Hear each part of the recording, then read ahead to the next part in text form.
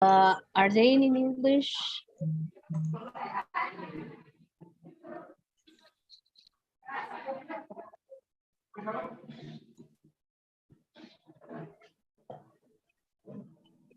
Ley, ¿ya estás lista?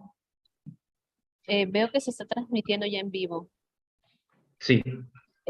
Angela, I don't think we can do right now, but because we're live right now. So Okay. he's I going to see. give a presentation right now, and then we can start. All right. So Okay. how Miguel, he's going to give the presentation. He's going to give it in Spanish. And then whatever you guys are saying, I'm going to be translating. okay. So just a question. So we haven't formally started yet, right? We have. We have. We have because we are live right now. Okay, we are. So it got pushed back like by 12 minutes because we should have like we're starting 13 minutes late. Is that correct? Miguel, la conferencia se movió 15 minutos para las 12:30. ¿Sí? Sí, estamos un poquito desfasados de tiempo por el cambio de sala. Ok, me está preguntando ella sobre esto. Déjame hacer un breakout room con ellas.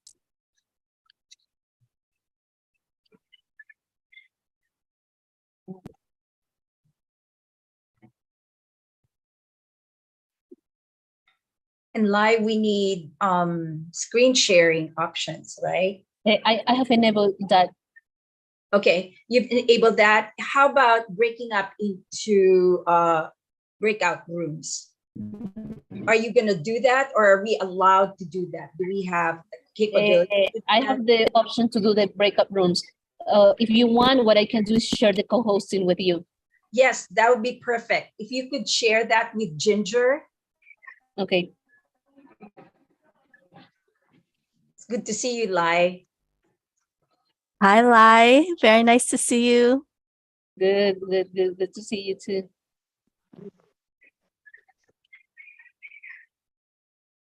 Miguel, ayúdame colocando a Ginger como co-host también, por favor.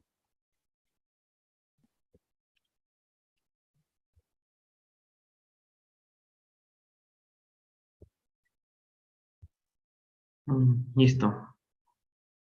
Okay, Ginger, you're already co-hosting also. Sounds good. And I don't know if that, yep, it allows me to make the breakout rooms for later. So that's wonderful. Thank you.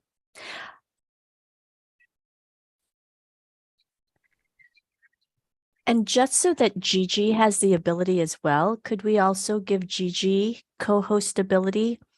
Yes, Miguel, a Gigi también, por favor. ¿Me repites? Gigi. Gigi Karunungan.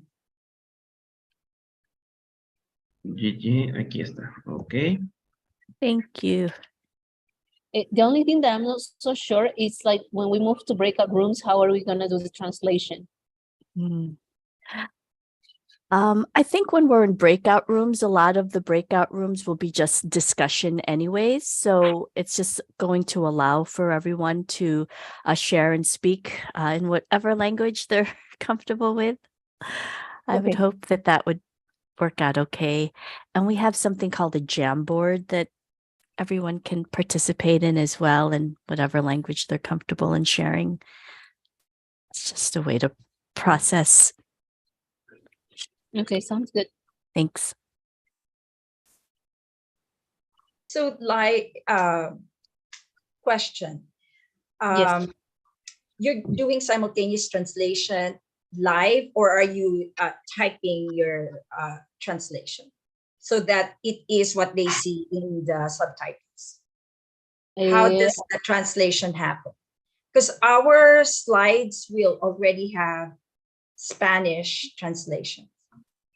The slides that we will be using. Okay. As you prefer. Right now, I don't have the ability to do the two channels.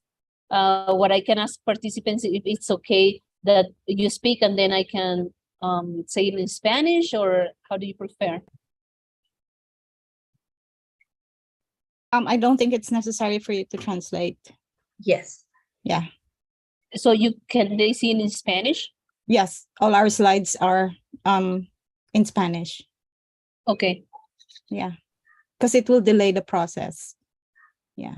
Okay, so then what I can do is, I don't know, maybe type it out in the chat box? You don't have to. No? If it's not in the slide, then you can type it, but I think it would be okay. So what might be helpful is in case somebody has a question from the participants in the chat, if you could just translate that in the chat into English, that would be helpful for us. Okay, let me,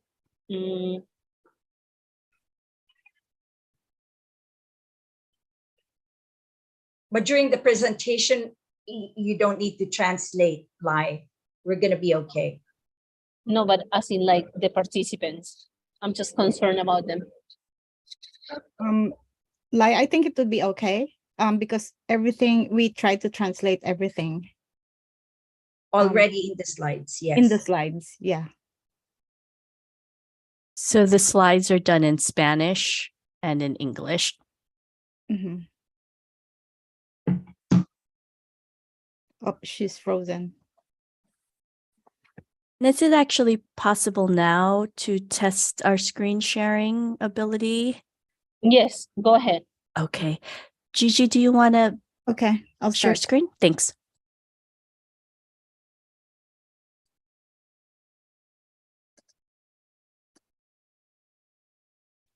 Oops, wrong screen. What? Let me try again. Why was that not? Hold on, I'm looking for it. Here you go. Does that work? Yeah, we see it. Okay. Can you see Lai? It's Spanish. Yes, Yeah. So we have every slide like this, always with English and Spanish. okay, good.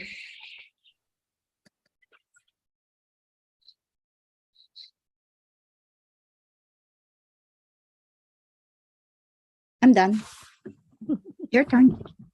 And then again, like we said, like in case any of the participants have a question in Spanish, if we could just also translate that in the chat and into English, that would be very helpful while the presentation is going on. So we could keep track of their questions also. Is that okay? Yes, for sure. Perfect. Thank you.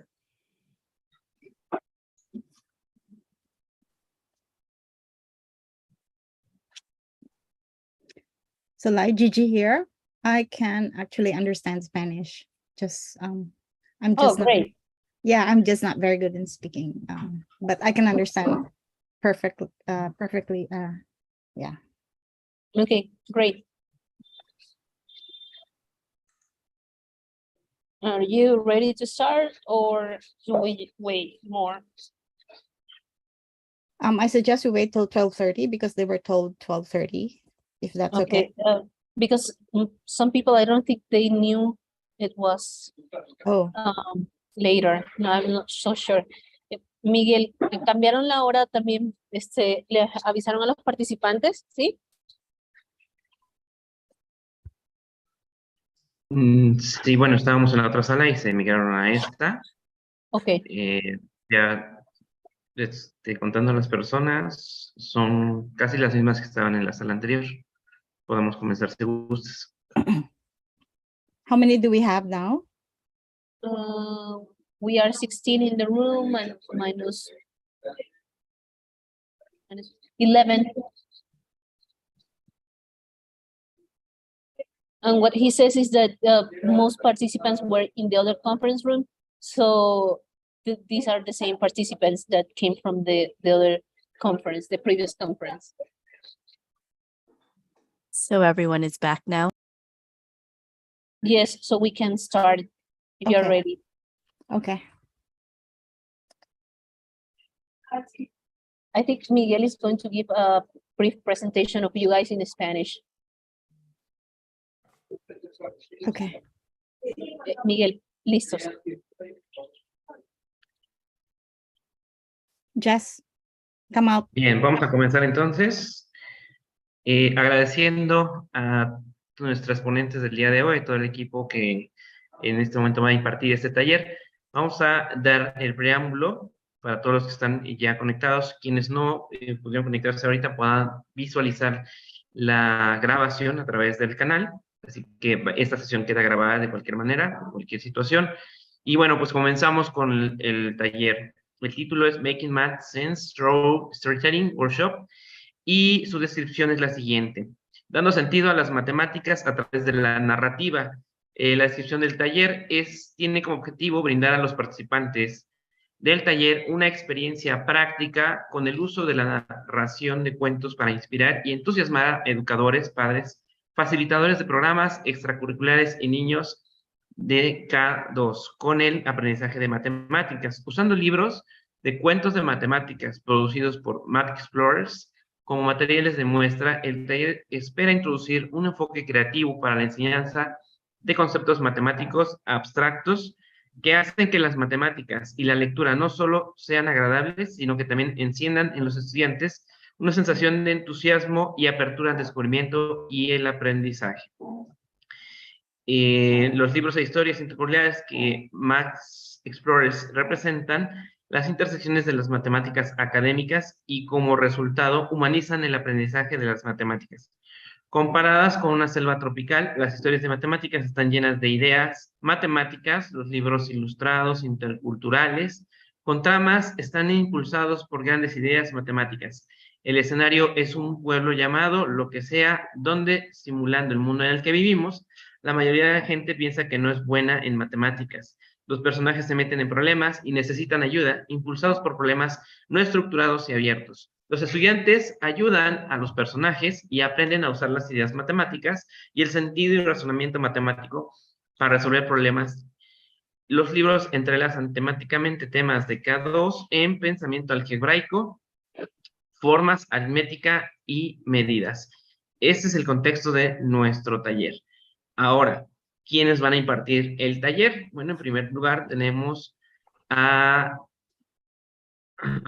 Ángela Mascareñas, que es un organizador comunitario, educador e investigador desde hace mucho tiempo. Es cofundadora de la organización con sede en Chicago, de 31 años, cuya misión es promover la participación comunitaria y la educación popular a través de las artes. Ángela dirigió el desarrollo y lanzamiento del programa de extensión para jóvenes STEAM y que utiliza enfoque de artes integradas para enriquecer el aprendizaje STEAM entre los jóvenes inmigrantes y marginados. Ángela actualmente se desempeña como directora de participación comunitaria de CIRCA Pintig y directora de programas internacionales de STEAM.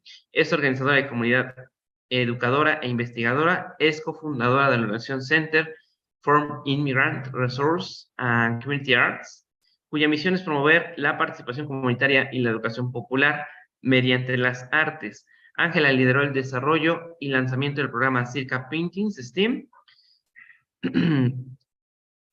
y que emplea un acercamiento integrado hacia las artes para enriquecer la enseñanza STEM entre migrantes y jóvenes desfavorecidos. Actualmente es la directora de participación comunitaria en CIRCA Pintig y directora del programa internacional STEAM. Ella también está acompañada de dos personas más que nos están, perdón, tres, es correcto, que nos van a aportar y nos van a dirigir durante este taller. Así que bueno, si me permiten, vamos a hacer también su presentación. También contamos con Ginger Leopoldo, es la actual directora ejecutiva de CIRCA y entrenadora principal en su programa STEAM Live.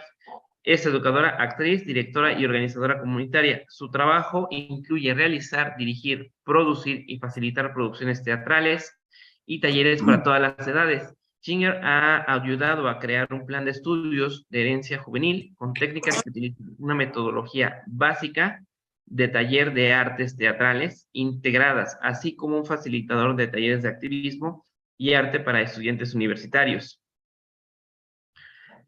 Tiene más de 20 años de experiencia en la enseñanza, utilizando métodos integrados basados en las artes con niños y adultos. Y Ginger es la actual directora ejecutiva de CIRCA Pintig y entrenadora líder del programa STEAM LEAF. Es educadora, actriz, directora y organizadora de su comunidad. Su trabajo incluye actuación y dirección, producción y facilitación de productos de talleres en todas las edades. También contamos con la participación de Gigi Karununkan, no sé si lo pronuncié bien, y ella es cofundador de Math Explorers y se desempeña como presidente del Consejo Asesor en STEAM LEAF de CIRCA. Tiene más de 30 años de experiencia como líder en educación y la impulsa su pasión por reinventar la educación. Inventó el modelo helicoidal, un modelo de aprendizaje constructivista anclado en la neurociencia y el aprendizaje. Cofundó y dirigió el aprendizaje de 2 escuelas K8 de Silicon Valley, Synapse School e Immersion School. También fue cofundadora y arquitecta principal de aprendizaje de PlayInnovate, un laboratorio de aprendizaje de STEAM en línea para estudiantes. Es cofundadora de MaxPress y presidenta del comité asesor, motivada por su pasión en la reinvención de la educación. Tiene 30 años de experiencia como líder educativa. Y por último tenemos también la participación de Jessica Liu. Jessica Liu, ella fue docente voluntaria por 2 años en Safe Passage College. En Guatemala facilitó el acceso de lecciones STEAM de alto nivel a estudiantes de familias de bajos recursos. Math Explorers es su debut como diseñadora e ilustradora de libros. Es una fiel creyente en el valor de tomar el camino menos convencional y motiva a sus estudiantes a explorar temas que les interesen dentro y fuera del salón de clases. Es apasionada en promover educación accesible, efectiva y cautivante para niñas y niños de todo el mundo. Pues es un honor para mí poder presentarlos y esperamos que todo este taller que se va a brindar a continuación sea de total agrado para todos los asistentes. Todo suyo, el micrófono y la cámara, y gracias por su participación. Muchas gracias. Mi nombre es Gigi y buenas tardes a todos. Mi español no es tan bueno, pero tengo un poquito. So I will be sharing in English, but mi slides están en español. Okay, vamos a empezar. I will share my slides.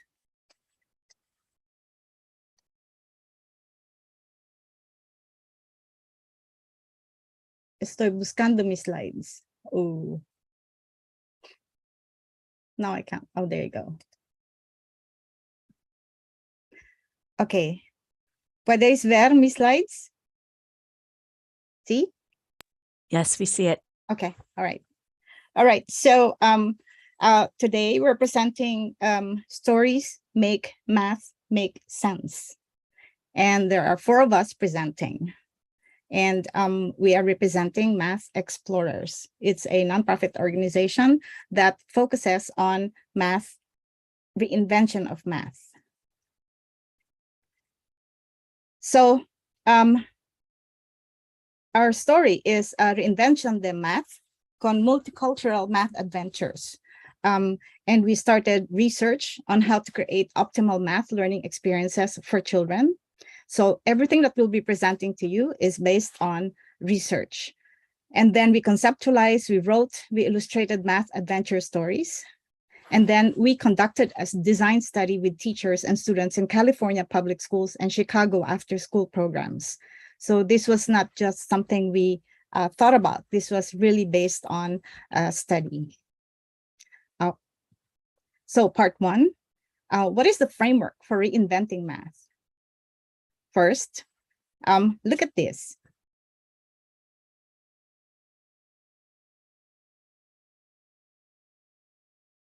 Okay. Maybe some of us were in this position. Nosotros estábamos en esta posición cuando estábamos pequeñas y nuestros estudiantes también. So what is the problem with math education? How big and how serious is the problem that it requires reinventing? Mathematics assessment scores of USA students. Look at this. This is in 2019. Only 41% were proficient in 4th grade. Proficient, in Spanish, it's proficiente, right? Lai, what is proficient in Spanish? Es como la proficient, es como que sean capaces de la Sí. capacidad de ellos de dar, de la competencia de ellos. Sí, puede entender el matemática en su grade level, en su grado. So in 4th grade is 41%, and 8th grade is 34%, in 12th grade is 24%. Okay, so eso es en 2019. Después, en 2022, en Estados Unidos, mira, el 41% bajó 36%, el 34% bajó 26%. So those who were not proficient are 64% today and 74% in 8th grade. So, which means the problem is really big because it's affecting majority of our students in the US. What is the problem? Why is this going on? We know PISA, TIMSS, and so we looked at their analysis, and they did an analysis based on students' answers on international assessments. The US is number 25 in PISA. I'm not sure what number Mexico is, but these are international companies that do the math assessments. So this is their sample question. Joe knows that a pen costs 1 Z more than a pencil. His friend bought 2 pens and 3 pencils for 17 Zs. How many Zs will Joe need to buy 1 pen and 2 pencils? So show your work. So this is an example question that they give 8th graders. So you can see here that they show that there are more than 1 possible correct answer. And they, if you look at it, they have different categories for how they grade. Correcto, trabajo mostrado, trabajo correcto, ahora mostrado, incorrecto, omitido. Yeah. So, and then, oopsie, you see here are possible answers. Okay. So this, if you answer this way, then you get a correct answer. However, only 25% of the students answered correctly these kinds of questions. And the students who did not answer correctly were those students who learned math through repetition and memorization. So, which means if you learned math through memorization and repetition, you don't have competency in math and in mathematics.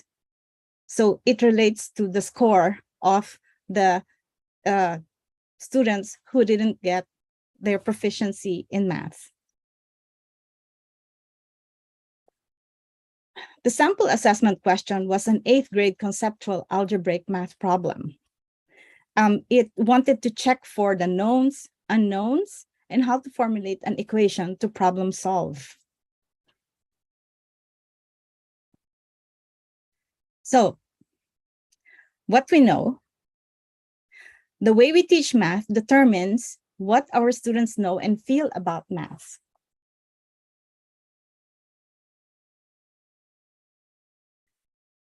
What else do we need to know? How children can connect to and learn math, because that seems to be a problem. Our children are not connecting and are not learning math, at least not a majority of them. And if we know that, then how do we reinvent math learning? How do we do research plus experimentations plus observations, and then look at findings, insights, and strategies? So this is the process that we need to do to reinvent math learning. But how do we do that, right? So this is also the process that we undertook to find out ourselves how to go about reinventing math learning.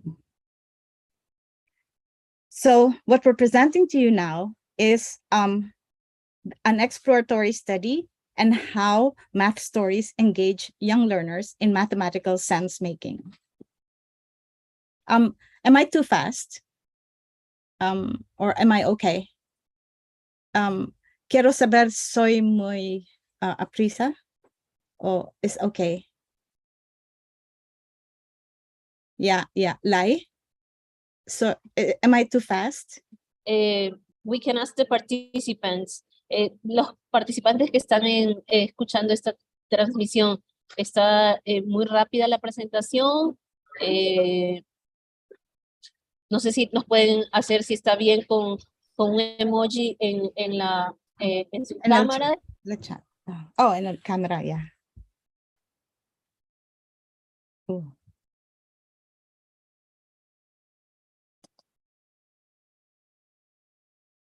Gracias. I think it's okay. It's okay. All right, good. Oopsie. Okay, so who knows the game dominoes? Can you show in an emoji if you know the game dominoes? Yay. All right, everybody knows dominoes. So, ¿cuántos puntos ves por encima de la línea? Or how many dots do you see above the line? How many dots do you see below the line? Did you know children from age 2 can identify 2 and 3 objects without counting? They may not know the number names or the idea of counting, but they know 2 from 3. Subitizing. Subitizing is a fast and accurate enumeration process of small sets of usually less than 4 objects.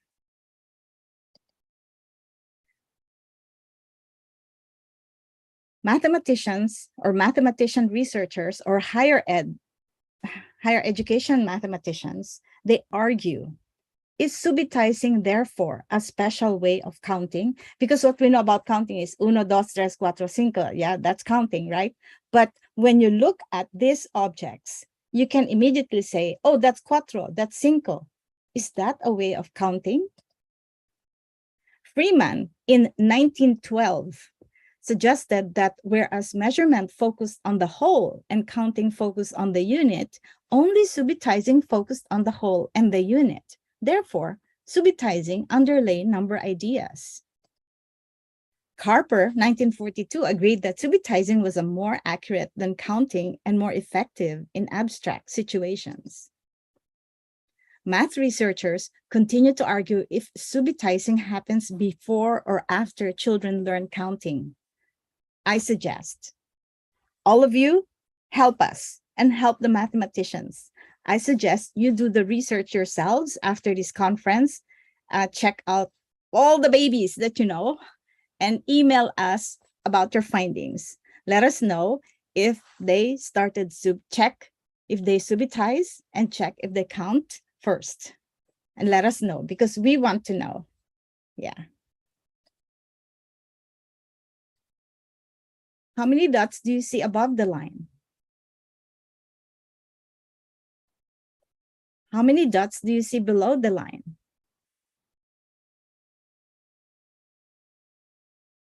What makes knowing 6 different from the top and lower sets of dots?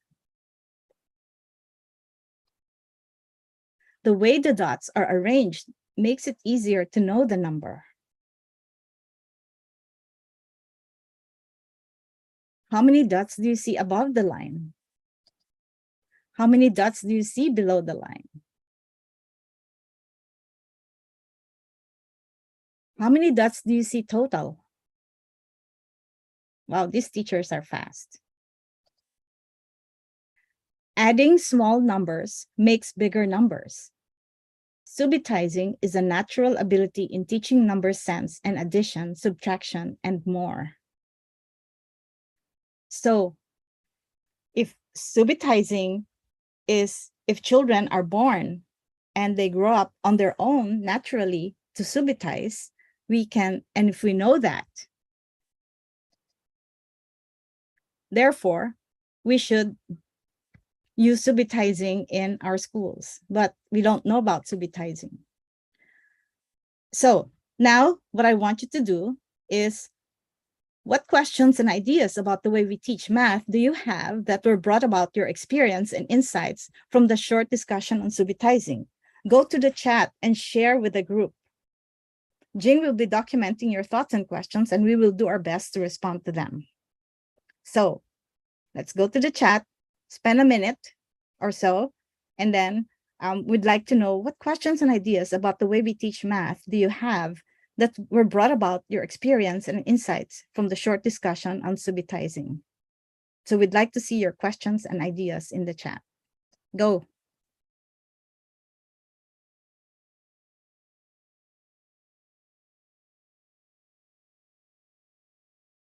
Por favor, escribe sus preguntas y ideas.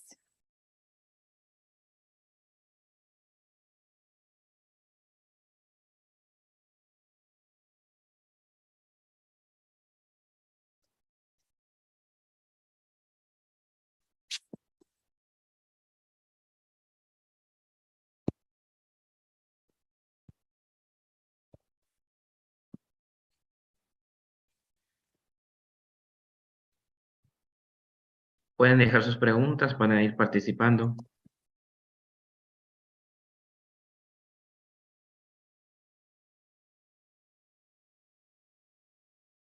Anything.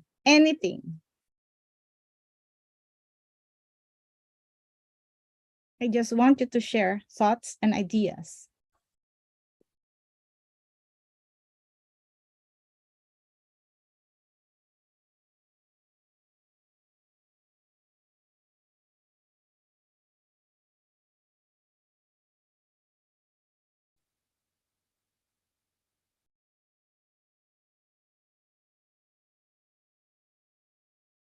Okay, well, we're going to move forward. So, teachers, es importante que nosotros pensamos cuando estoy presentando. Después, it's also okay to just put your questions on the chat. Can you translate that, please, Lai? Yes. Hola, estamos tratando de que también haya participación de ustedes, los que nos están escuchando a través de esta conferencia, para que pueda haber una mayor interacción y que sea más también, no solo una presentación, sino también una parte de poder compartir ideas y estrategias. Entonces, nos ayudaría si pueden colocar preguntas o ideas acerca de su experiencia de cómo ustedes van viviendo o cómo ustedes han visto esa participación de estos conceptos dentro de sus aulas de clases. Thank you. Okay. Oh, I forgot to put this in Spanish. Figure out how many triangles there are in this figure. ¿Cuántos triángulos? Triángulo. Yeah, hay en esta figura.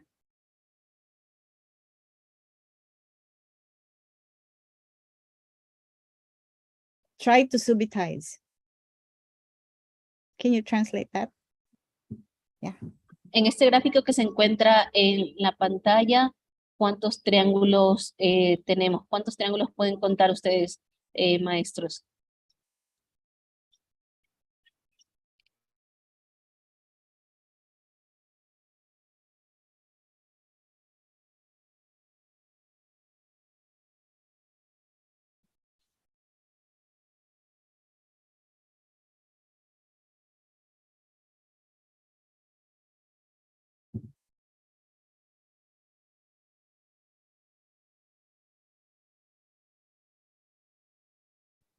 Están comentando en el chat.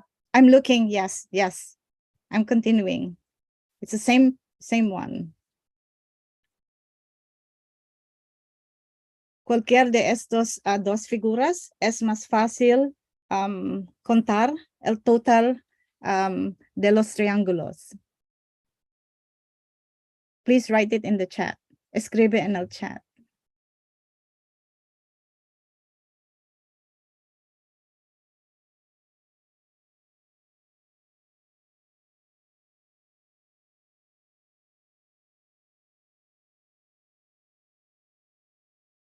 Y la figura sorry, que I tiene added los the- ojitos, added the la 3 ones. figura que está a la derecha, ¿cuál de los dos es más fácil contar los triángulos? Lo pueden escribir en el chat.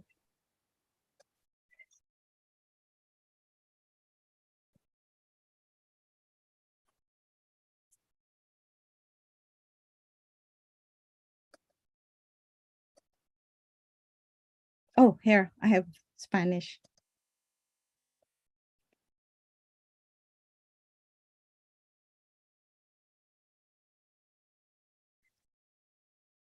So we notice, how can the owl change a child's math learning experience? ¿Qué más? Domingo said that for the colors. Yeah, I saw. Por los colores, ¿qué más?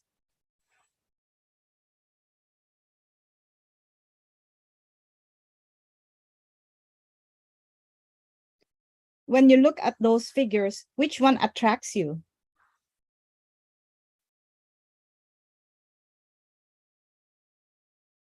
¿Cuál de estas dos imágenes les atrae, se les hace más atractiva?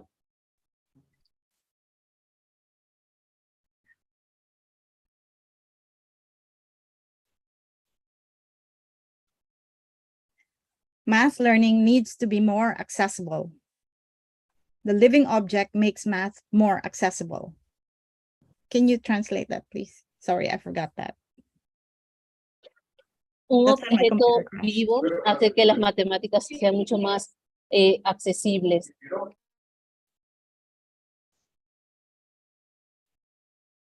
Okay. This is the framework for reinventing math. We have 3 critical parts. 1, the evidence of math education crisis is consistent low scores and findings from the assessment scores about what students know and their difficulties with mathematical thinking. 2, math education should build upon children's innate math abilities like subitizing. And 3, by giving it life, like the owl with the triangles, math is made more accessible to children and adults. So I want to divide you into small group discussions. We're going to have breakout groups. This is a 5-minute discussion, and you're going to quick share your names and one thing about yourselves, and group discussion and your thoughts on the presentation. Someone in the group take notes of the key ideas and share these on the chat. So if you don't have any questions, Ginger is going to break you out, is going to divide you into breakout groups. Yes. All right. Gigi, can you copy the instructions and send it by the chat?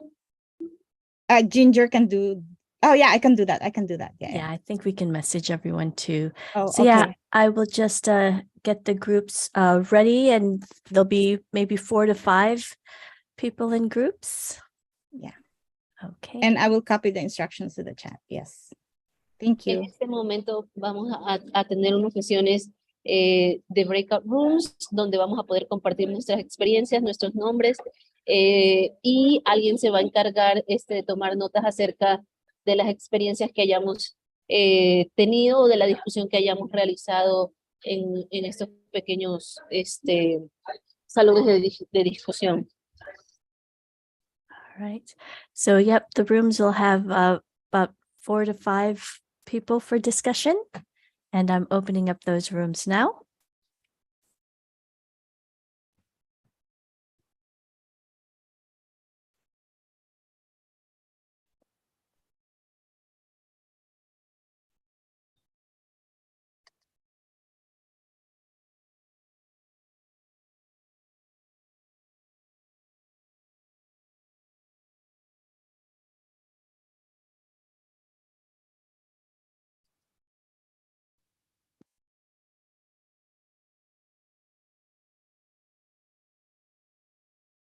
So we'll time it 5 minutes. Okay.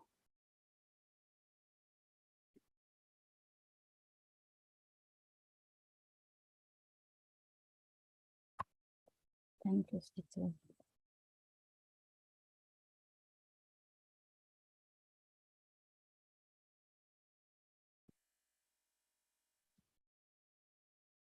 I think they're shy. Everyone join your friends. I didn't include the 4 of us. Oh, So room 1 has 3, room 2 has 2, room 3 has 2. Others, please feel free to join in the breakout room. okay. I think also they are representing like their school. Like one Zoom and they have a school with them or something. Mm-hmm. I think. I'm not sure. Okay.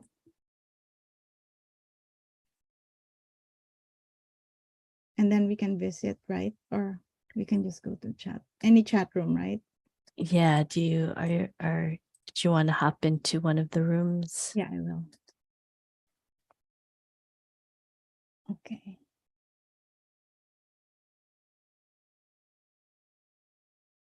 We only have 3 rooms. Yeah, we only have 3 rooms. Okay, I'm gonna go to room 3. Okay.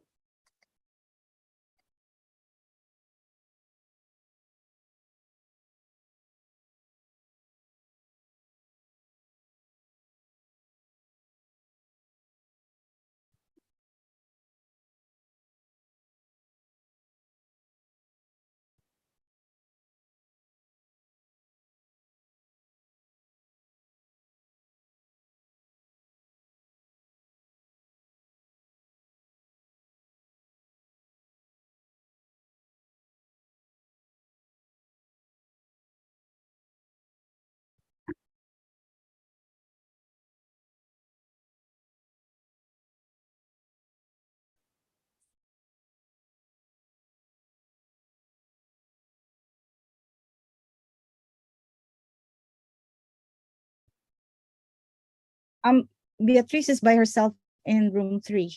Oh, okay. You can move her to room 2. Jessica is there right now.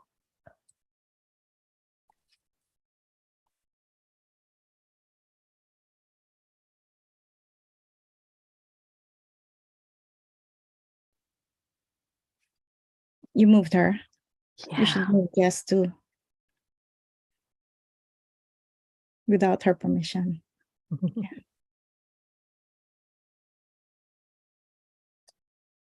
I'll go to room 1. So you move Jess? Yeah, Oh, yeah. we just have 2 rooms right now then. Yeah. So it's not 75 people. No.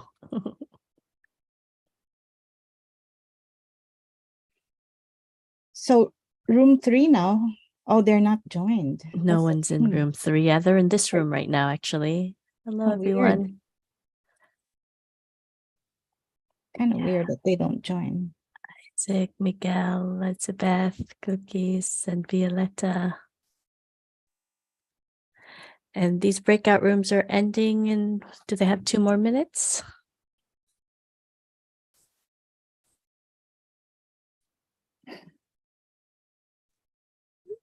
Jess said she was left on her by herself in the room.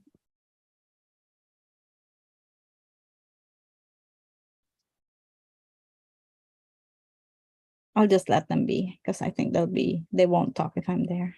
Mm-hmm.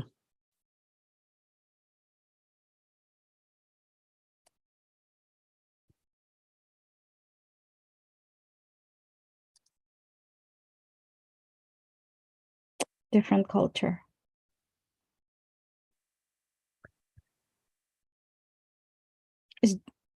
They're just coming in too. They're just arriving. Yeah, some are just arriving. It's lunchtime. Weird time. You're assigning him as they arrive.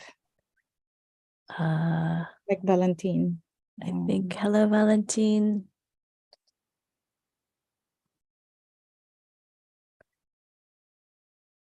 5 minutes is just about to wrap up.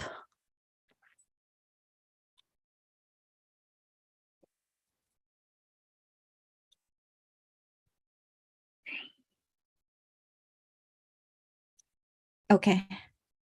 I think we're okay. Ready to close? Okay. Yeah. I'm closing them all. They all have a Close. minute to come back. And then I will fix my slide.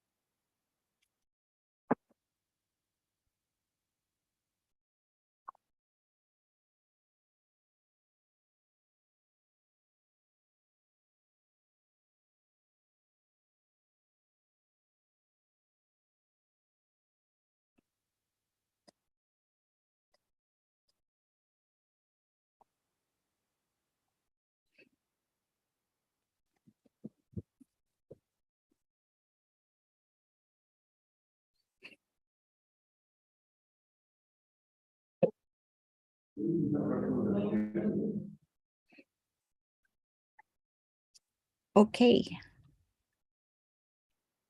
They're all back. Yes, Coming. looks like everyone is just about back. Mhm. Okay. All right. Hi, everyone. So, si podéis escribir en el chat qué pasó, que el discusión.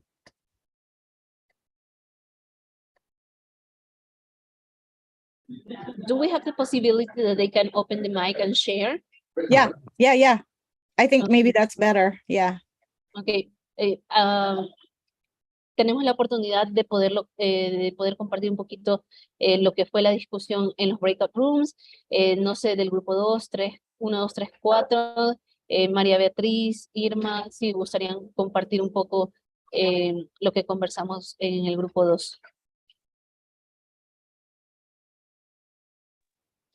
Que las matemáticas se pueden aplicar en cualquier nivel de educación. No son exclusivas de un grado de edad.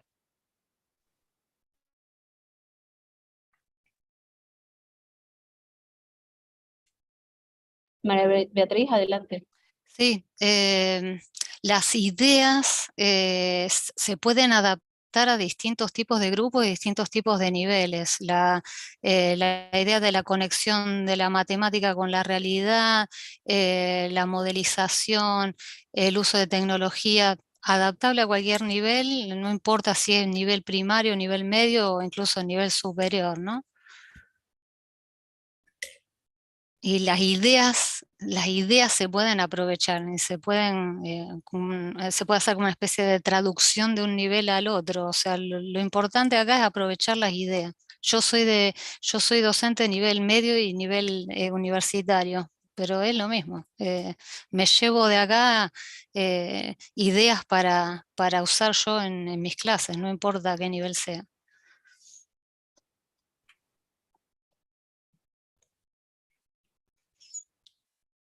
Y el otro tema que hablaba yo, que comentaba yo, es que por lo menos en los niveles en los que yo trabajo, yo soy de Argentina, en muchos colegios nos hemos quedado atrás en cuanto a la metodología.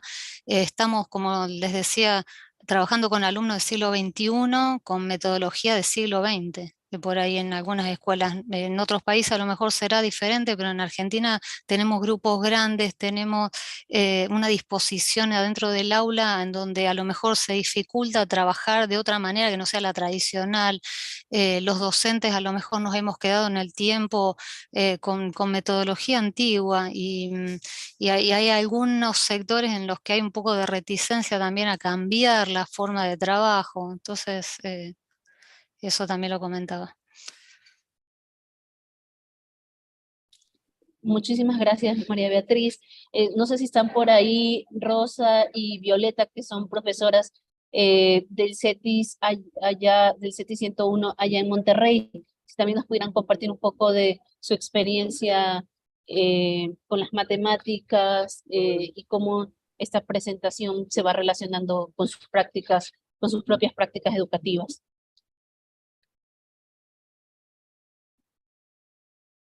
Bueno, yo podría decir de lo que comentamos en el grupo que pues la manera de enseñar o que tenemos que cambiar la perspectiva en cómo se enseñan las matemáticas, haciendo de estas que sea un proceso que se disfrute y también lo que vimos ahorita que sociabilizar, ¿verdad? El aprendizaje de las matemáticas, eso pues denota la importancia que tiene para que los alumnos tengan una percepción diferente y puedan aprender, como en este caso lo que veíamos del búho. Para algunos pues les llama más la atención porque pues son estudiantes de los colores, la figura lo relacionan con algo. En mi caso yo también les comentaba a los profesores que yo tiendo a basarme o me llama más la atención las figuras como simétricas, pero pues ya depende también de, o sea, que tengan más simetría de cada quien. Y bueno, también me interesó mucho de lo que mencionaban, cómo el orden de los elementos te puede ayudar a identificar más fácil el número de elementos del que está compuesto, ¿verdad? Eso sería pues, y pues en mi caso pues no había escuchado antes sobre lo que viene siendo la subtitización. Yeah, it's difficult. It's very difficult, yeah. Subitizing. Yeah.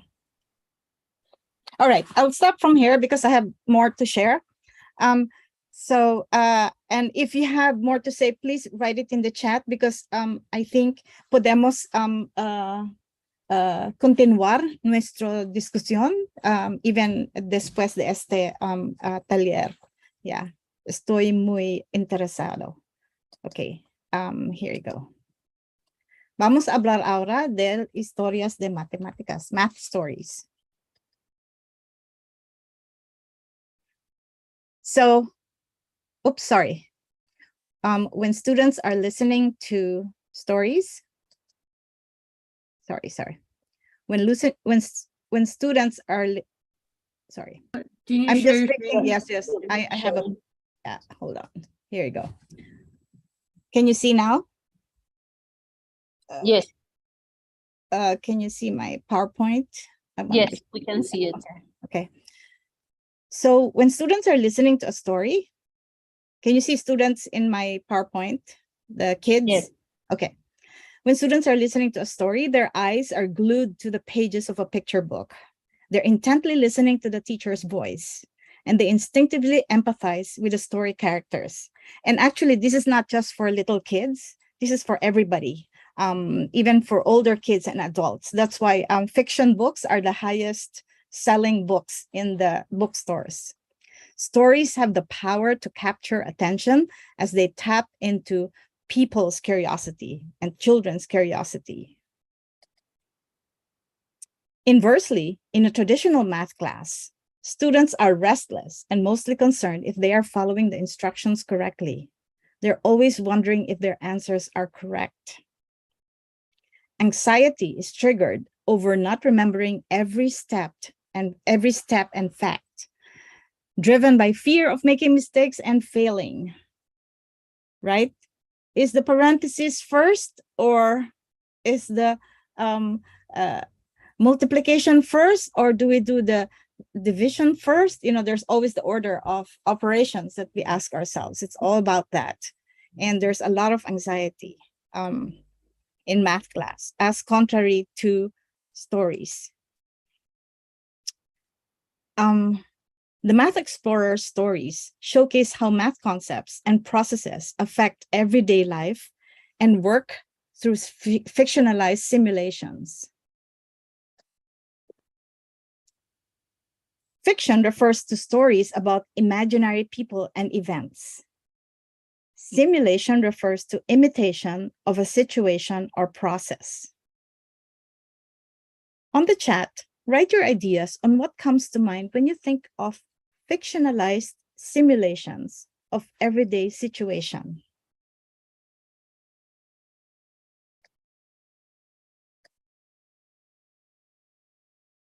So en el chat escribe tus ideas sobre lo que te viene a la mente cuando piensas en simulaciones ficticias de situaciones cotidianas.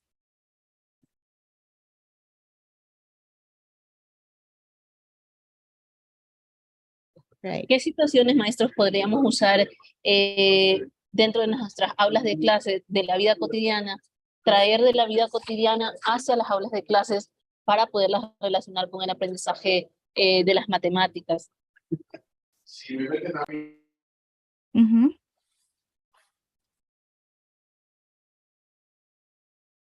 Right. Thank you. I'm reading it. Yeah. Very good ideas. So the reason estamos escribiendo en el chat porque es importante que we have a exchange, two-way exchange. Estoy hablando y estáis pensando y podéis comunicar que estáis pensando. Why do you think we chose to do fictionalized simulation instead of having children do real world problems in our math stories? Write your thoughts on the chat. But I actually wrote it here too, because we want to build upon children's strengths, and that's their imagination. Their imaginative ability is vital to math problem solving. Lack of equipment, how funny. Yes, that's true. Even in the US, lack of equipment, yes. But do you know, mathematicians always say that if you don't have imagination, it's very difficult to problem solve in math. But when I was learning, cuando estuve en mi escuela y I was learning math, no quieren que usamos nuestra imaginación en matemática, porque dicen que el matemática es lógica y número, no es imaginación. But the mathematicians dicen, no, es imaginación, es importante. Also, our stories are fun, funny, quirky, relatable, feels real, but it's not real. So those are some elements of our stories. Yeah. Most importantly, in our stories, the characters represent a diverse and multicultural community. Math learning is intercultural. So this is very important for us because in the United States, if you look at most of the math stories, you're going to see the characters are either white people. How do you say white people in Spanish? Like Personas blancas. Sí, yeah, Blanca. gentes blancas, or animals. Animales. Sí, Yeah. correcto. So los dos, yeah. So so they don't really represent the students. So we did our stories that represent the students. So we also have math story manipulables and games. Because what we know, children learn best when they construct their knowledge. To elevate learning, each book is bundled with a set of hands-on math activities. Prompts embedded in the story pages deepen readers' math engagement. And then we have math concept and practice games. They can play solo or play with friends. And they can also design math projects to elevate their math learning and to make them feel ownership of the project. We have design math projects where they build, imagine, apply math ideas, and this becomes a creative plus functional project idea for the students. So here you go. I'm going to stop share because now we're going to share with you our story. Go, Ginger. Right. Thank you so much, And Gigi. Jess, I'm going to give you Jess and Ginger. They'll share with you our story, one of our stories. Yeah. ¿Cómo estás, everyone? Hello, I'm Ginger Leopoldo, and myself and Jess will be continuing on with the presentation now. Let me just share my screen. One moment.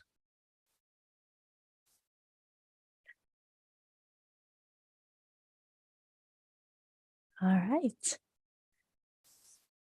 Are you able to see my screen okay? Yes. Okay, Yes. wonderful. All right. So, hello again, everyone. It is wonderful to be with you this afternoon. The next part is we'll be sharing with you the story of Maya, the clothes maker, and Ramon, the button maker. If you have a copy of this book, you can open the box. And for those of you who don't have a copy, we'll be sharing this virtually as well, so you can follow along with the story. This part is going to be interactive. You'll be asked to participate in the chat as you've already been participating, as well as we'll have an opportunity to work in breakout rooms. So is everyone ready? Yes. Let's go, math explorers. And we do want to ask, are there any of you who actually have the books and the kits?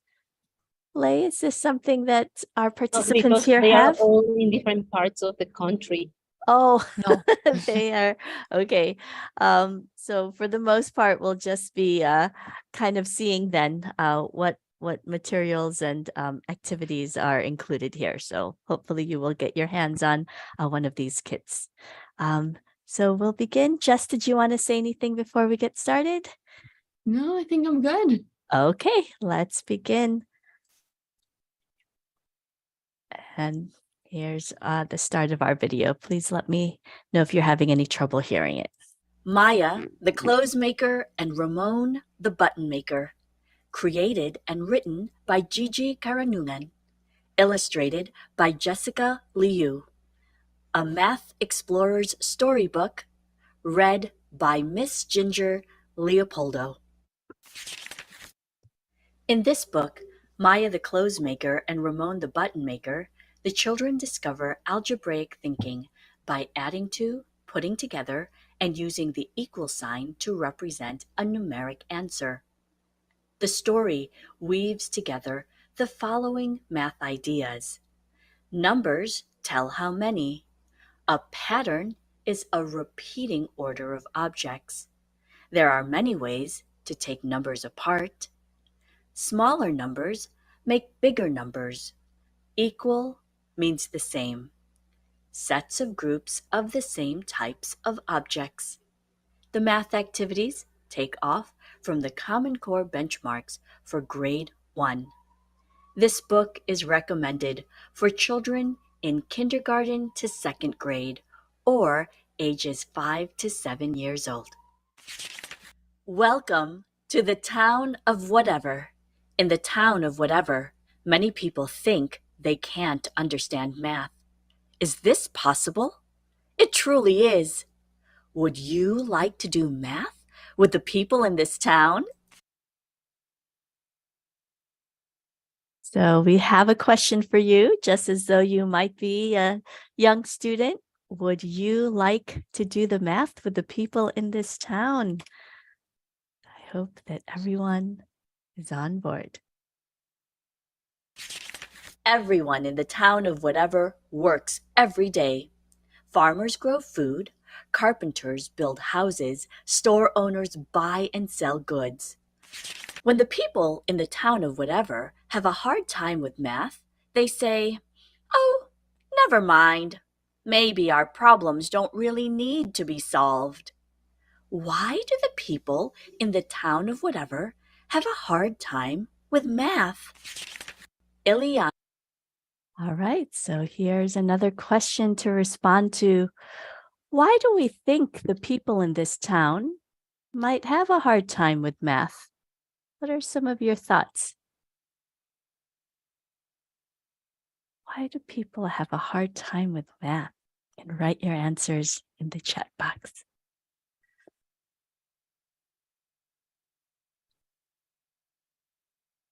Maya, the clothes maker, and Ramon are benchmarks for growth. It truly is. Would you like to do math with the people in this town? Everyone in the town of whatever works every day. Farmers grow food, Carpenters build houses, store owners buy and sell goods. When the people in the town of whatever have a hard time with math, they say, "Oh, never mind. Maybe our problems don't really need to be solved." Why do the people in the town of whatever have a hard time with math? Ileana, Bikoy, Amiel, and Misha live in the city. They love taking the train to visit the town of whatever. Ileana likes to sing and dance. Bikoy likes to write math equations. Amiel likes to draw and build things. Misha likes to ask, "What if?"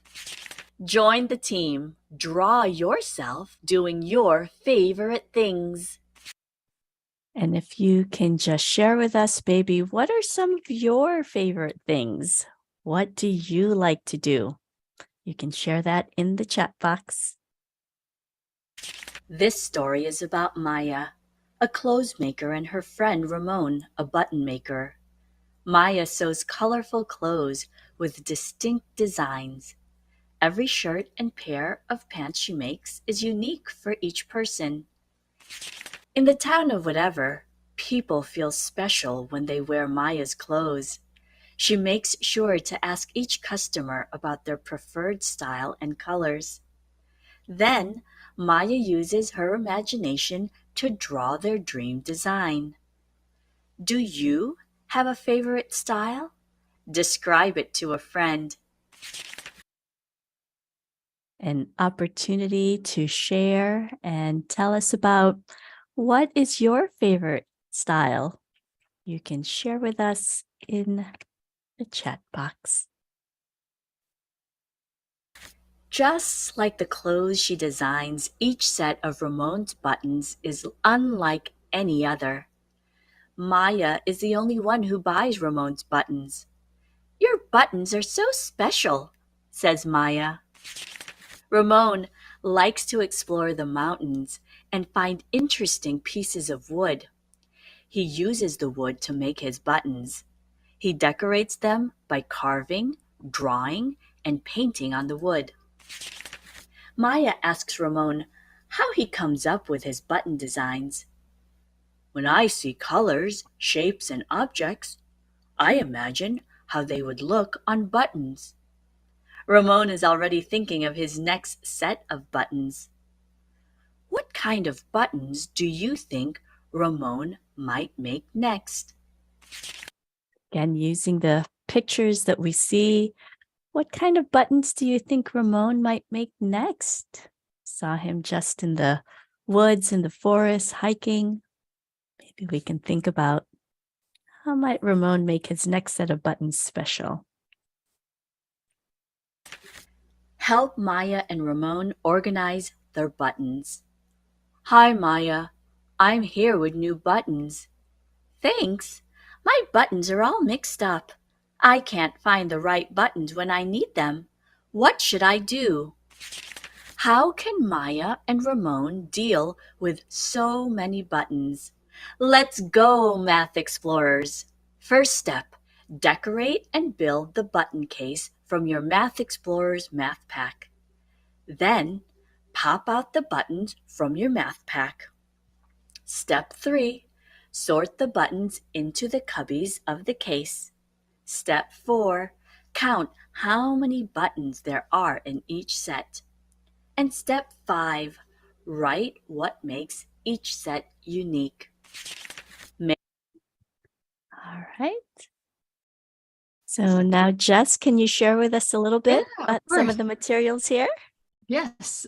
So I'm going to explain, ahora voy a intentar explicar la primera actividad de nuestro libro. Entonces, para Math Explorers, este libro viene en esta caja que tengo acá. Y por cada caja tenemos hojas para las actividades, hojas de instrucciones que también componen las partes para, por ejemplo, tengo acá la caja, un dado, aquí tengo esas cartas acá también. Pero para esta actividad necesitaríamos las hojas para la caja. Entonces los niños van a construir esta caja, van a seguir las instrucciones de acá, de esta hoja, si pueden ver. Y también van a agarrar los botones que hay en las cajas, que vienen en las cajas también, y pueden usar las cajas para varias cosas, por ejemplo, arreglar los botones, clasificarlos por color, por tamaño, por diseño, y también puede usar, en inglés se llama un 10 frame, porque tiene 5 por cada lado, en total son 10. Entonces los niños también pueden usar para contar o en una otra actividad vamos a mostrar cómo se pueden usar para sumar, aprender cómo sumar también. Y también pueden usar, cuando terminan las actividades, se usan también para guardar los botones aquí. Entonces, sí, las cajas vienen como like cardboard, I don't know. Let's see. Yeah. So the buttons are from there. And then they can sort. Por ejemplo, acá tengo 3 botones verdes y acá son 2 azules. Entonces, acá voy a poner los azules y acá los verdes. Y así pueden clasificar y aprender y practicar este skill, I guess. This math skill. La habilidad de las matemáticas. Yeah. And then tenemos para la actividad una otra página. Y allí, Ginger, can you pull it up? So I'll show the guide. Pueden hacer como una guía o una mapa que pueden escribir y dibujar los botones, cómo se clasificaron o se arreglaron los botones.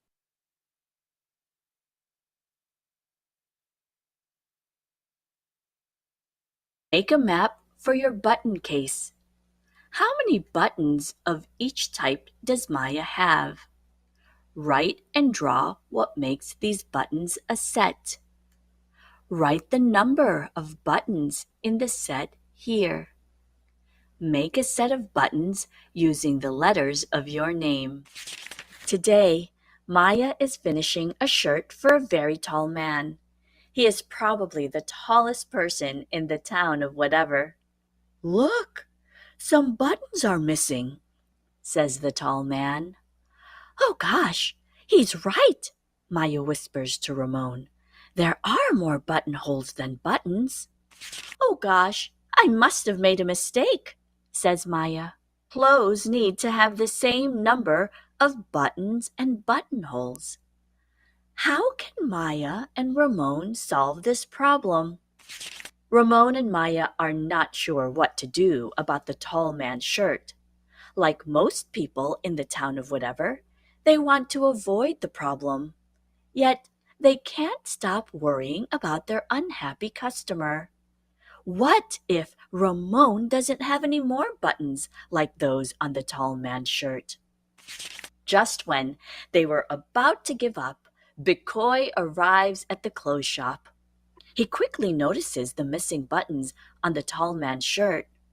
Why don't we try by counting the buttons on the shirt? Bikoy likes using math to help people. Together, Bikoy, Maya, and Ramon count. 1, 2, 3, 4, 5 buttons. Bikoy explains the total number of buttons is 5. In math, total is the word used to say all. He continues. Numbers tell how many. Now let's try to count the total numbers of buttonholes without buttons. Can you count how many buttons are missing from the tall man's shirt? The number of buttons and buttonholes must be equal, says Bikoy. My shirt has 2 buttons and 2 buttonholes. He draws 2 buttons and 2 buttonholes. In between, he draws 2 lines. The symbol in the middle is called the equal sign. And when we connect things with an equal sign, it becomes an equation. Maya shouts, "That makes sense! There are the same number of things on each side of the equal sign. What if I have 2 orange buttons on one side and 3 purple ones on the other side?" asks Ramon. "They are not equal," replies Maya. Bikoy nods and draws a slash through the equal sign. 2 is not equal to 3. Maya writes an equation to explain the problem. Total buttons equals total buttonholes. She figures out how to use math to solve the problem. "I have many extra buttons," says Ramon, "but the colors and shapes are different from those on this shirt." Bikoy counts 1, 2, 3, 4, 5 square blue buttons. Next, I'll draw 5 green round buttons like those on the tall man's shirt. Then he draws an equal sign on another small piece of paper. Maya shouts excitedly, "That makes sense! 5 and 5 are the same, which means 5 and 5 are equal." Bikoy draws a new symbol, plus, and inserts it between the blue square and the round green buttons. This is called plus. The plus tells us 5 and 5 are together in a group. In math, a group is also called a set. Then, Bikoy moves the equal sign to the right and writes the number 10 next to it. Maya explains, "This means that 2 sets of 5 buttons on one side are equal to 10 buttons." Bikoy adds, "Yes, and putting the number 10 on the other side of the equal sign completes our equation." Help Maya design new shirts. I want to make new shirts with buttons organized in different ways. I know. We can find different ways using dice. How can smaller numbers make bigger numbers? Let's go, Math Explorers! First, build the dice from your math pack. Find the t-shirt illustrations on pages 33 through 35. Almost there. You will need a pencil, 20 buttons, and your 3D button case. The goal of the game is to get as many different combinations as you can of smaller numbers so that they add up to a bigger number. Number 1, roll the dice. Number 2, add the numbers from the dice for your total. Number 3, write the total on one side of the equal sign in the box under the shirt. Number 4, count as many buttons as your total from the dice. Number 5, arrange the buttons in the button case. Number 6, draw your new design on the shirt. Number 7, complete the equation under the shirt with the numbers from your dice. Number 8, now roll the dice again and do steps 2 through 7 until you've designed all 6 shirts. After each round, show your shirt button design to the other players. If you each end up with 2 different designs of the same total number, then you each get a point.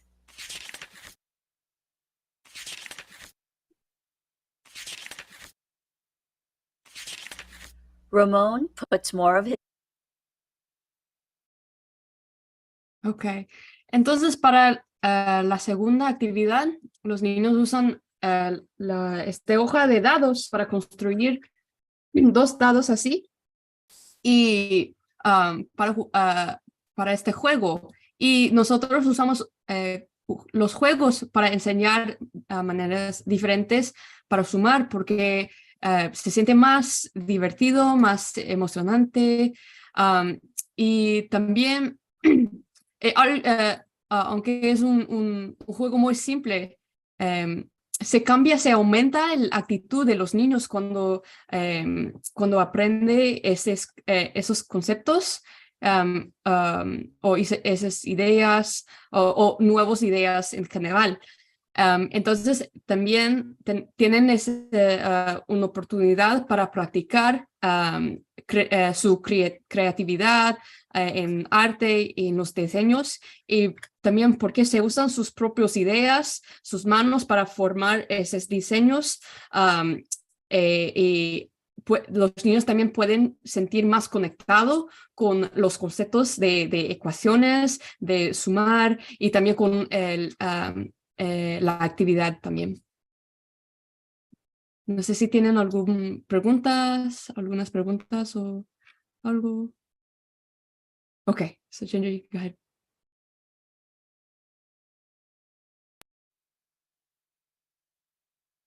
Other ways to make the number 10, he thinks. Bikoy counts Ramon's buttons and gives Maya and Ramon 10 buttons each. 10 buttons equals 10 buttons. 10 equals 10. Let's start by putting these two sets of 10 buttons on the table with an equal sign in the middle. Then use the plus sign to combine numbers in different ways to make 10 on each side of the equal sign symbol. Finally, they return to the tall man's shirt. Maya counts. There are 5 buttons on the shirt, and there are 5 buttonholes without buttons. So we need 5 more buttons to finish the tall man's shirt. But we don't have 10 round green buttons for the tall man's shirt. I have another idea. Ramon is thinking differently. If we use buttons with other shapes and colors, we will have a total of 10 buttons. But then the top buttons won't be the same color and shape as the bottom ones. Maya is not sure about mixing buttons on the same shirts. Let's try something different, says Ramon excitedly. We can create a pattern by alternating green round buttons and blue square buttons. Maya still isn't sure, but she is curious about Ramon's pattern idea. She quickly rearranges the buttons on the tall man's shirt. Maya asks the tall man how he feels about the pattern of mixed buttons on his shirt. He looks at the mirror and says, "Oh, I think the combination of colors and shapes are unique, just like your clothes. I like it."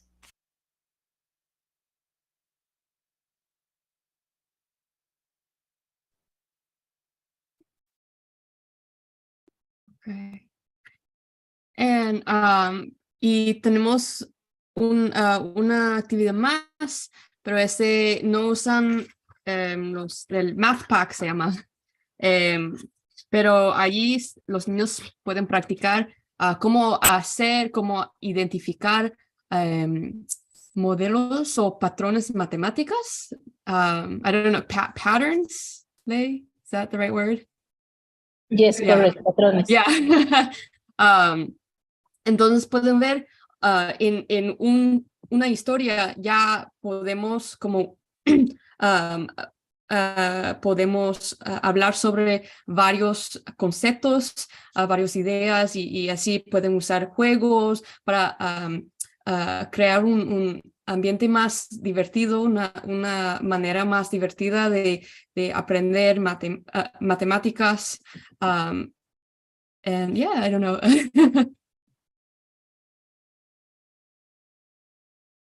Should we go back to the... And yeah, math is so much fun. So yes, so these books are all designed to kind of show and kind of experience for the students how math can be fun like this. So our next part is for us to work at breakout rooms. And so we will be discussing the 3 following questions. And we have something called a Jamboard set up. So there is a link in the chat box that everyone can hop on. And I will just walk us through what this Jamboard has. Notice when you go onto the link that there are plenty of just blank Post-it notes. Know that there are 3 pages here that has a room for you to write and share your thoughts. And so one of the first questions is just to ask you what your thoughts were about the story and how did you feel about the story that was just presented. The second question is, how is the math story that we just experienced, how is that different from how you learned math growing up? And then the final one is a question about what is the influence of art and literature and math on the learning process? Try and see if you can share some of the examples that you noticed from the story. So on the Jamboard, we'll be again working in breakout rooms, and you'll have a chance just to discuss with your group, as well as take some time to write your thoughts on these 3 boards. Is everyone able to access the Jamboard okay? Anyone having any trouble with it? It is a Google collaborative document. Yeah, I'm trying. Okay, good. And we'll share those questions too once we're in the breakout room. So if there are any people having trouble, writing, you can just also, of course, discuss. We'll spend about 7 minutes in the breakout rooms. So I'll set up the breakout rooms now. And again, please join your group if you could, so that we can take the time. Ginger, maybe just our 3 partners. groups. Yep, 3 groups. Vamos a ir a breakout rooms ahora. Vamos a estar trabajando unas preguntas que están en el link en el Jamboard, que de hecho el Jamboard es parecido a un Padlet. Si han usado antes pues un Padlet, o quizás también parecido a otras herramientas que nos ayudan a poder compartir nuestras ideas. Entonces, nos van a asignar breakout rooms para que podamos volver a compartir y poder llenar las preguntas que se encuentran en esta pantalla compartida llamada Jamboard. All right, I'll open up the breakout rooms now. Please join your group and discuss and share together.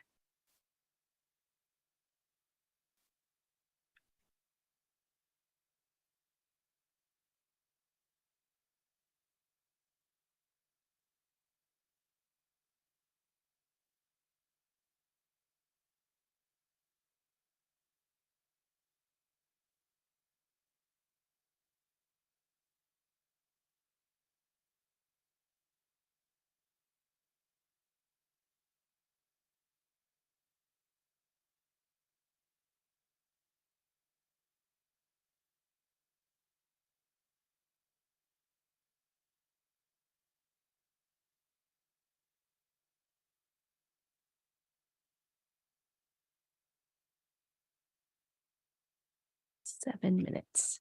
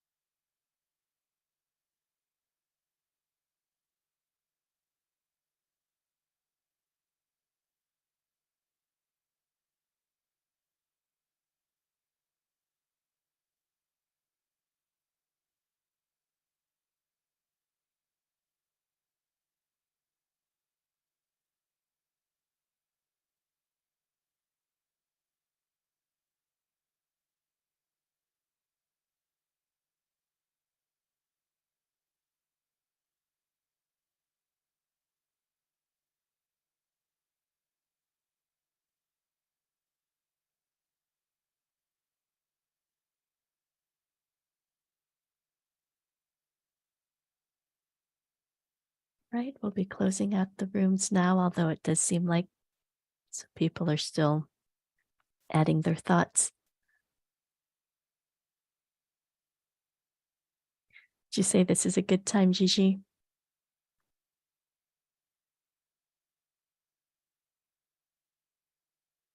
Give them a couple of more minutes or close them out now.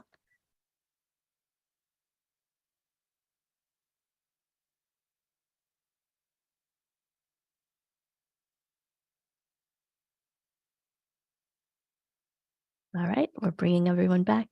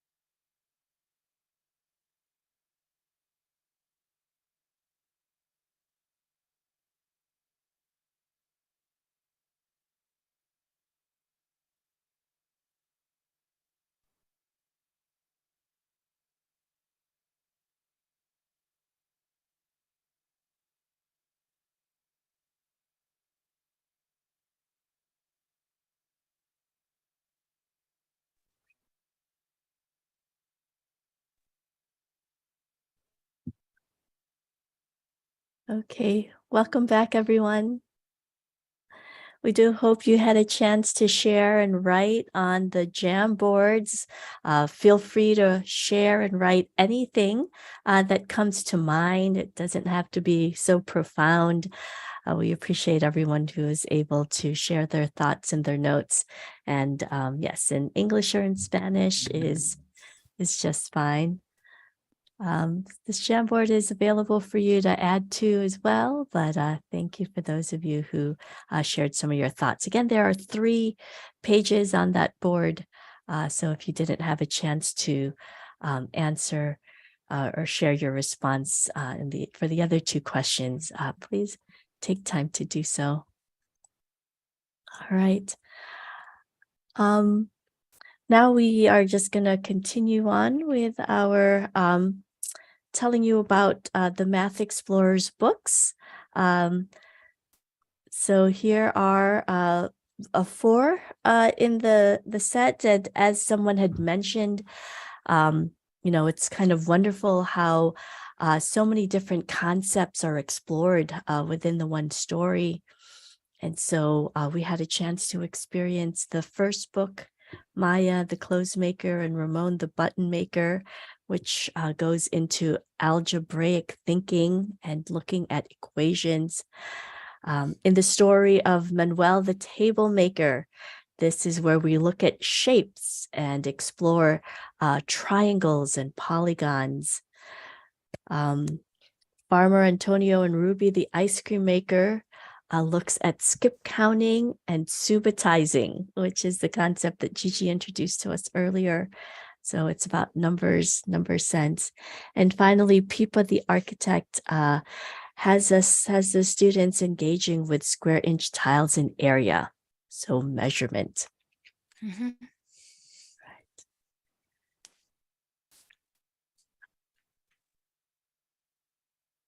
And so these are part of our math stories. They're comprised of multicultural characters, math identities. Contain multicultural characters. Children teach children math. So our 4 main characters and 4 math explorers are children themselves. And they also use multiple modalities using different sensory channels. And of course, when we take a look at the math stories aesthetics, we experience this sort of life in the town of whatever. And the setting is in this town where people avoid using math to solve their problems. And this premise takes off from how people young and old remark, oh, I don't really like math. I'm not good at math. And this sort of reflects the generations of math trauma that we may experience in our lives. So kind of the way the stories are set already gets everyone connecting to some problems that we may experience with math. In these picture books, the stories present the math explicitly as part of the conversation. Yeah, and the stories provide definitions and visuals to describe math concepts. The math problems are conceptual and open-ended. And the stories are fueled by math big ideas.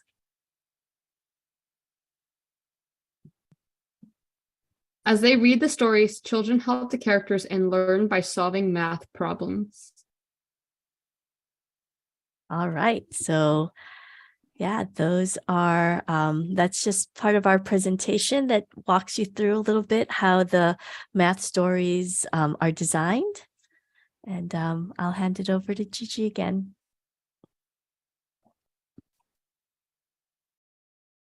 Okay, I'm going to share my screen. But will these solutions Oops, work? Oops. Exactly Sorry, the question sorry. of this. Oops, Gigi, wait. I'm going to share my screen. Okay. So as I told you earlier that after we did the books, we went to public schools in California and we chose the low performing public schools to do our study. And here you go. But will these solutions work? Exactly the question of this study. Amidst the chaos caused by COVID and Omicron, these teachers agreed to support the research by teaching an after-school program with the two of the books, games, and activities. So this is Miss Gigi. Can you wave to Miss Gigi? Say hi, Miss Gigi. Hi, Miss Gigi. I just want you Miss to see the Gigi kids has a and the big teachers. question. Yeah. I want to know what happens when children learn math with stories. She wants to know how to make that happen.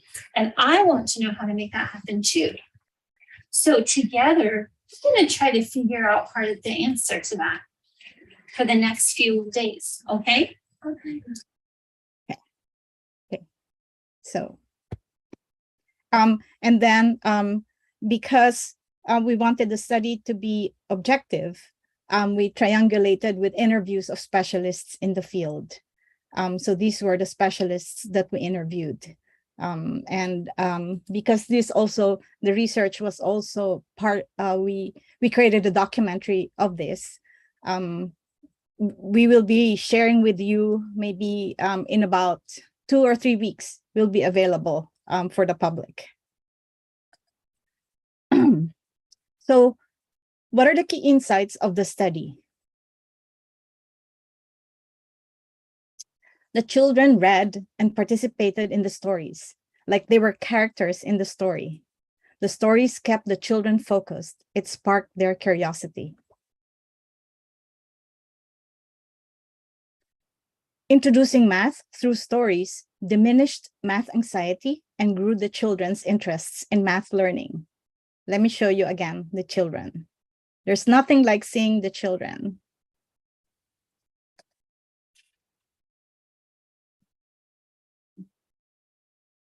What are all the birds? They're all white. What did you do with that one? Does it go in? Look carefully. What did you think? It's okay to have more than two. Look at Valeria, she's fat free. I'm sure that Rebecca's gonna have like 4. What would you do? Oh, so you think it's mostly one?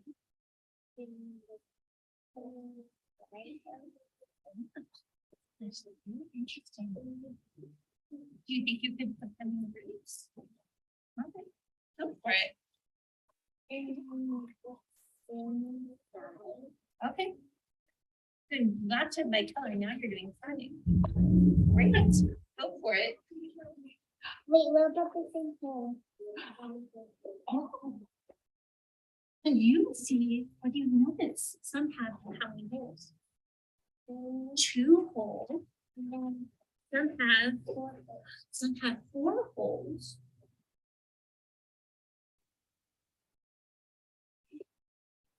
And what about that one? That's crazy.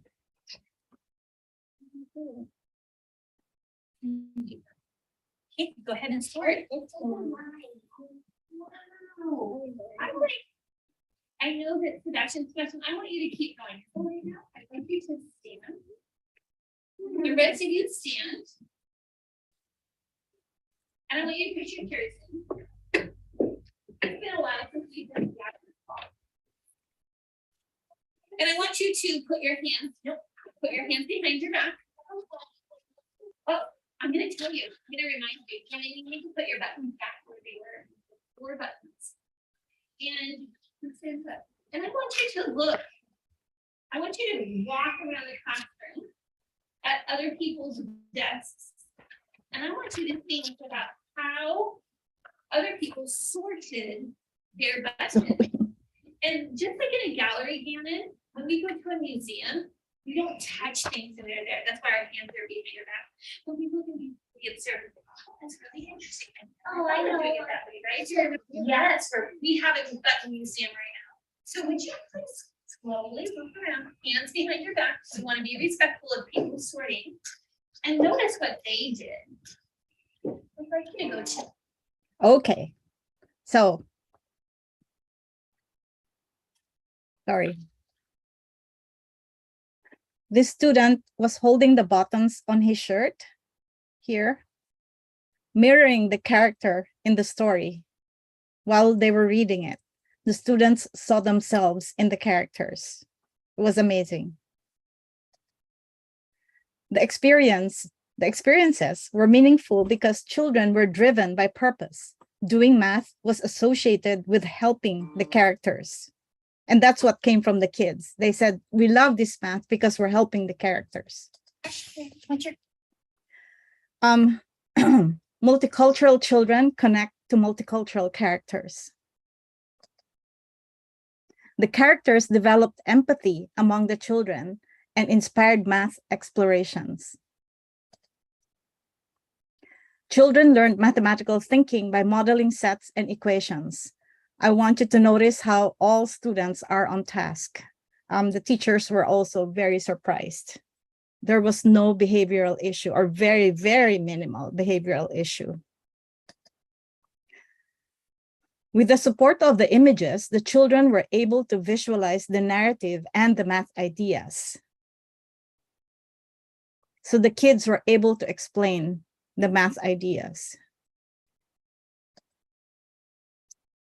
Children discovered and explored math concepts through open-ended math challenges. Again, I want you to observe how the kids are, no behavioral problems. Mathematical responses to the challenges in the stories were fictional applications of real-world problems, like the bridge. Math learning was more than just solving for the correct answer. The questions embedded in the stories stimulated logical and analytical thinking, exemplifying how math ideas guide problem solving. Watch the children, watch their body language. They're really engaged. The teachers could focus on individual students with a class fully immersed in following through the story and illustrations. Watch their body language. Look at this kid here. The story shifted students' attitudes from fear of having to be correct to get the teacher's approval to excitement to being able to contribute their knowledge, abilities, and insights in open-ended mathematical discovery and exploration. Cognitive learning was achieved without the use of rote memorization. Math learning was exciting because students witnessed and felt how much their views mattered. The learning design of the extension activities, such as the card games and creative projects, generated connections to the story, cultivated positive social interactions, and motivated children to practice and master learning the math concepts. The teachers were pleasantly surprised at how much the children learned in a few sessions. Yeah. And I also interviewed Dr. Trina Wilkerson. She's the president of the National Council of Teachers in Math. I don't know her. I just made her watch some of the sessions, and she was really impressed. And she talked about how the math stories cultivated mathematical sense-making and reasoning. The math ideas in context in the story made sense to the children. As such, what these children struggled in math learning for a whole semester, they learned in a single story plus math extension activities. And towards the end of the study, the children asked this: ¿Podemos llevarnos los libros a casa para poder compartir las historias con nuestras familias? So the children couldn't wait to share the math story with their families. It was a surprise also for the teachers that the children wanted to share their math with their families. It never happened before. So there you go. So that was our study. Oops, sorry. Boom. So, Jing. Yeah. Thank you, everyone. Thank you, Gigi and Ginger and Jess. At this point, Ginger, can you share our slides? So the important thing now is we want to stay connected with all of you, right? So if you could just share the slide, Ginger. Okay, so we want you, all of us, to stay connected. There is a Google form, and in the Google form, you just click on the Google form and provide your contact information so that we can keep you updated and have you part of our learning community. Next, so if you could, fill that out. And are there questions at this point? Maybe this is the best time. If there are any questions that you would like for any of us to answer. I don't know if you also can share information about the STEAM leave also. That would be interesting, given the concept of the Congress also. Okay, so what happens is that we had a partnership, and Lai was very instrumental in it. We have an ongoing program here called the Learning Enrichment Across Families. And then real quickly, maybe Lai, you could just describe real quickly that in Spanish for them, and then this is how we connected it. And so right now we have sent books and those manipulables, the story kits. We had sent it to the Congress, and if you are interested in any of those sets, then everything would have to go through the Congress, the organizers. Right? Muy bien. Solamente queremos compartir con ustedes que las presentadoras, las ponentes de la sesión de hoy también tienen una asociación que se llama CIRCA Pintig, y tienen una rama para lo que es educación en ciencias. Les dejo una liga para que puedan revisar la página de ellos. Son actividades en ciencias que pueden ayudar a motivar y a cambiar la educación a través de cosas muchísimo más prácticas. Les dejo la liga y pues nos vamos despidiendo porque vamos a cerrar la sesión. Entonces, igual, por favor, está un Google Form si quieren mantenerse en contacto con las presentadoras. También dejaron los correos. And live, maybe, you know, specifically for the storybooks, it is best that you also access the mathexplorers.org. That is where you get all the information, how you can become a storyteller, and all of those. Oh, not that.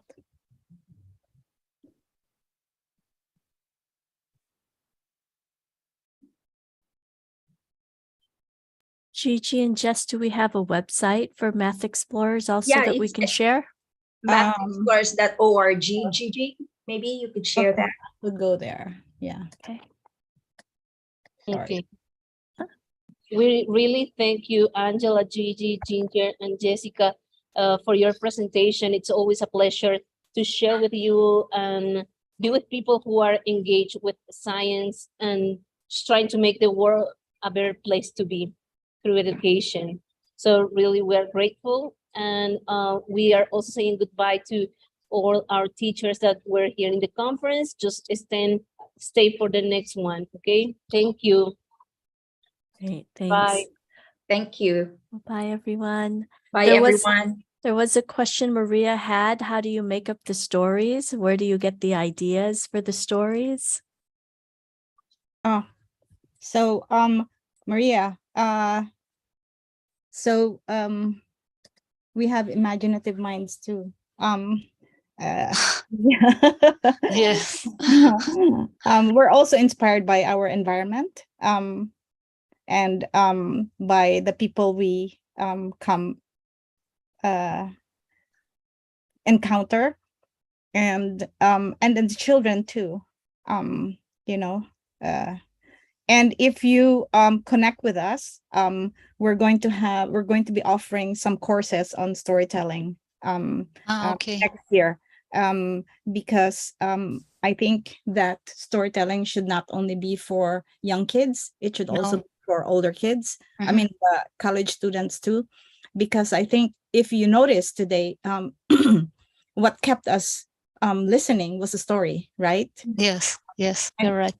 And it's so easy to understand math concepts as you listen to the story. Like it just Uh-huh. makes sense, right? But they're just Yes. talking, oh, you know, equal and not equal and blah blah blah, etc. Like it comes as a part of the conversation.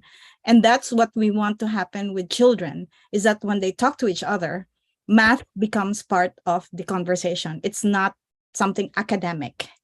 Mhm. Yeah. Yes, I agree. Yeah. So please send us your contact info. Let's continue our conversation. And we'll be offering more resources in the coming Okay. year. Okay. Yes. Yeah. I will do it. Yeah. Thank you. Thank you. Thank you.